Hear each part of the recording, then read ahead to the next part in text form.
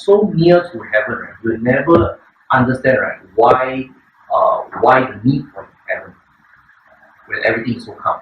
So the whole idea of trueness, right, is this. Have you seen this sign before?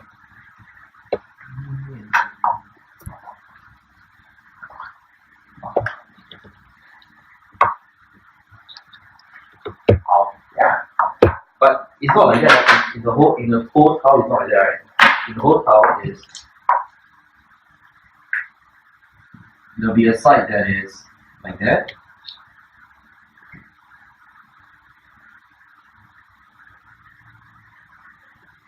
And there'll be a side like that.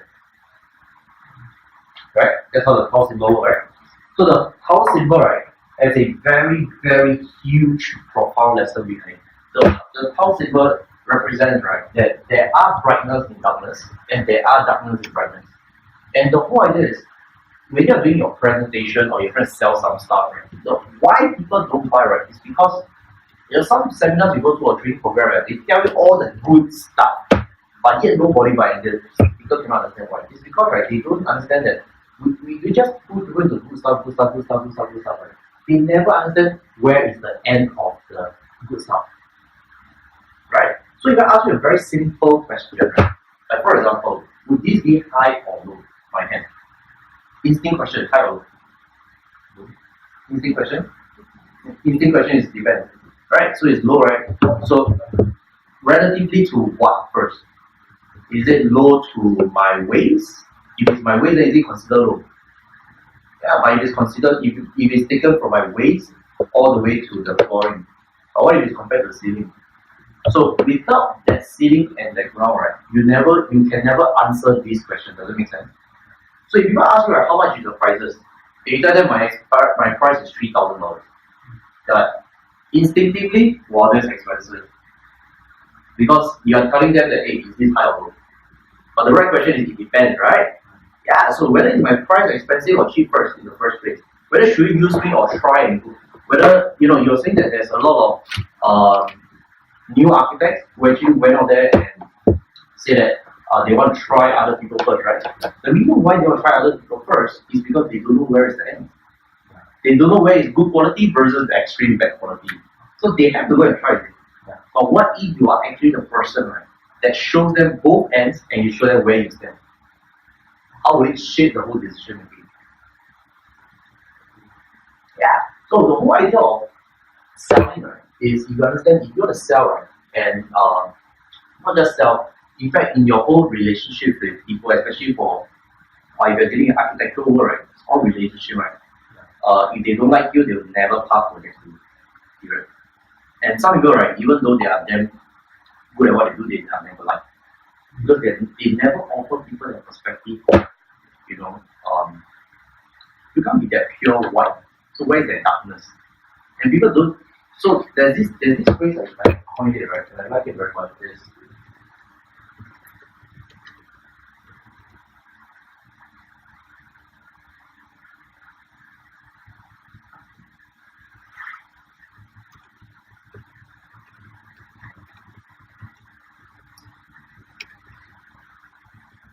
vulnerable and trusted, or you could be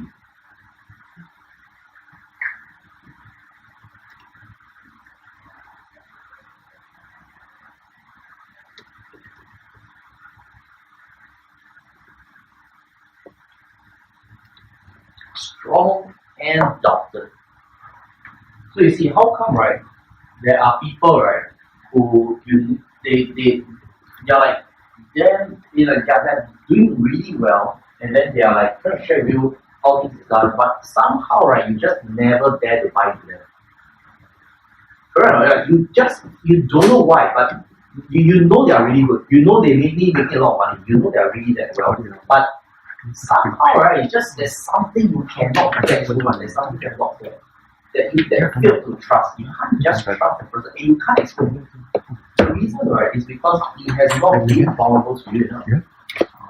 He has not been vulnerable to the fact that saying, you know what, actually, right, I wasn't being successful. Actually, I wasn't being in school. Remember, you think of my future, right? You saw a lot of my weak moments, right? Some moments, some people even witness me shedding tears and cry because those were real. Like I was really vulnerable, right? Into sharing like how many 30-year-old boy, right, would dare to be on camera and do this thing? Both of you witness me do that, right? You rarely see a guy actually do that in your company. And I'll do that even if it's 50 people, 100 people, 1,000 people. Don't you think that what would consider a very vulnerable spot for a guy? Especially in Singapore with a very male-dominated business industry. Yeah, especially in the speakers world, you see, right? In the speakers world, there's a lot of guys speaker rather than males female, right? Yeah, and you know, right, guys is very harsh to each other, right? It's such a pussy, like that kind of word come on. Yeah, but the whole idea is how much you guys trusted me and invested your money to me, right? It's because I dare to show you the vulnerable side.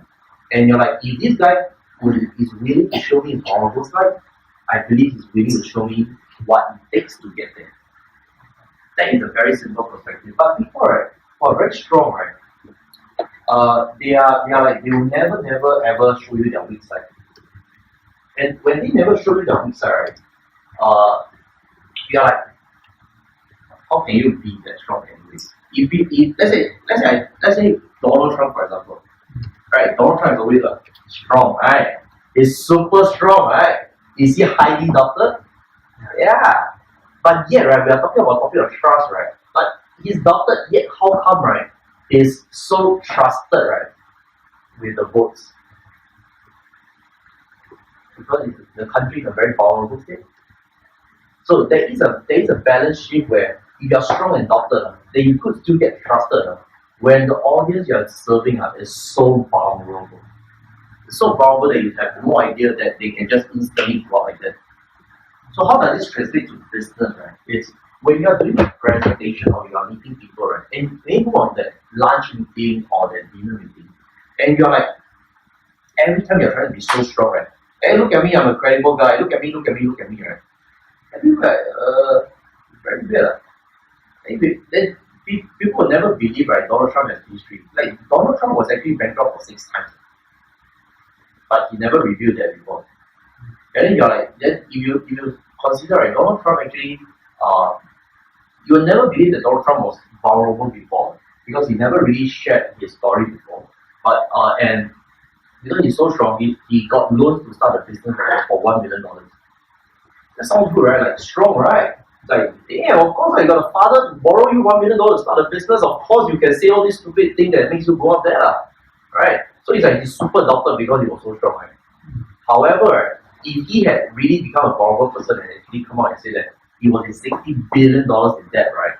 And that period of time, he'll be trusted. So the reason why America still trusted him, so to speak, right, is because when he was campaigning the whole campaign, there was a lot of vulnerability story out there. Meaning, you easily, right, you can find a lot of videos right now, right, that talks about how Donald Trump made a few failed investment.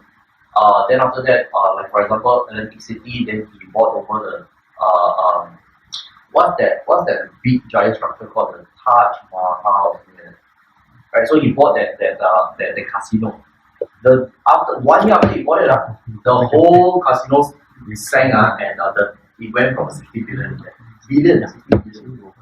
Right? So he went back, he declared bankrupt after that. He declared bankrupt for the business. So there was a lot of business like that, right? And people believe that, damn, if this person, right, was also experienced 3 bankrupts before and now still maintain that status, that means, hey, maybe he really know how to take America to the next level. Does that make sense? Yeah. So when you do a marketing campaign, right?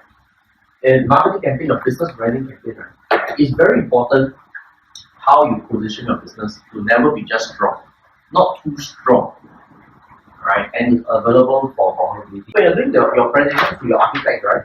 Your whole architect is in your meeting that you have to show them, right, that if you can show them the vulnerable spot that they will experience, they will trust you.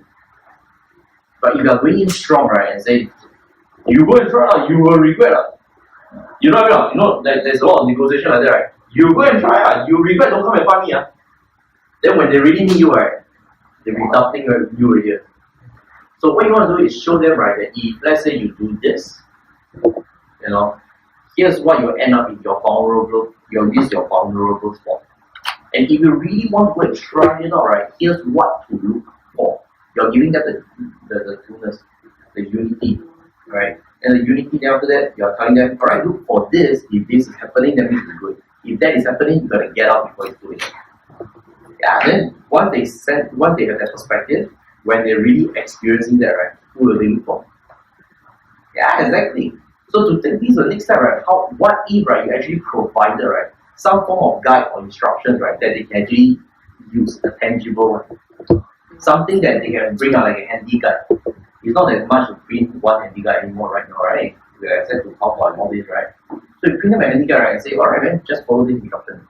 By the time you're done with him, even if he's trying to consider using the bugger, it's like, Sean, I think it's too paiseh for me if I don't use you. You're helping me prevent so much mistakes, right? If I made those mistakes, I can't answer to my project manager, I can't answer to my boss. Why don't I just use you? You see how you land up that conversation? So instead of just keep on showing our future kind of quality and Exactly, absolutely. So the whole idea, right? The whole idea of a trustable business, right? What is a trustable business? A trustable business, right, is when people they can trust you for a lot of things. One of the key things, and develop trust, right, is when all the big factor is when they know that you are actually acting on their benefit, even if, right, it benefit you $0. Especially because it's $0 and you actually do something for them in their benefit and prevent so much mistakes, right? They will enter a position and in their brain, right, they cannot stop it because it's the neuron trigger. It's a neuron toxin, right? It will trigger that I got no choice but to listen to this guy because he gave me so much unity. Make sense? Because he gave me so much perspective. Now I got a complete sense of how it should be. Then it makes no reason for me to try anymore. The only reason why people try people's service other than yours is because they have no idea what to expect. And humans are very fancy creatures. They like to go and make mistakes. but what about, like, for example, real estate, you think it's so competitive, everyone is doing it. One more chunk of Doing what? This strategy? Yeah. No one is doing it. That's what I'm telling you. effectively, No one is doing it. Like, okay, I would say no one, almost no one. And even if they learn from you, right, they like, just like, this is too troublesome and I don't want to do this. I'm like, dude, do you want to make money or not? Are you willing to make money in exchange for value or not? So the whole idea of making money, right, is exchange of value. The whole idea of money, the whole concept of money, right, is nothing but exchange of value. So what are you using to exchange that money? Right?